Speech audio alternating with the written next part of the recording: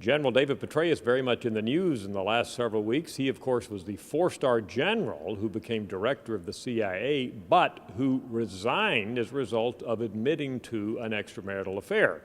We asked Americans recently how closely they had been following the news revolving around Petraeus and his resignation from the CIA, and the results were actually lower than we might have expected. The numbers show that 53% were following very or somewhat closely. The average for all news stories that we have tracked and asked how closely are you following it has been about 6 out of 10. So less attention being paid to this news story than many other news stories that we've tracked over the years.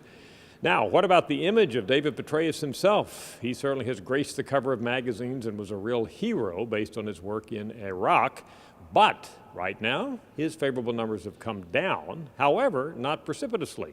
As you see there in front of you, 40% of Americans still say they have a favorable opinion of retired General David Petraeus, 30% an unfavorable opinion, so that's still a net positive 10. Now that's down. When we last asked about him in March, prior to all the recent scandal, it was 55 to 11, favorable to unfavorable, and that's about a 5-to-1 ratio. So clearly his unfavorables have come up, but not to the extent to where they overpower his favorable image. And by the way, I should point out, 31% of Americans, when we say the name, retired General David Petraeus, still don't know enough about him to have an opinion.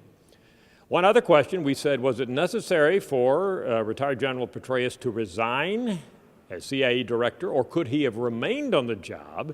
And when we asked that question, we found that by 51 to 41, Americans said, yes, it was probably necessary that he resigned. Is this a political question?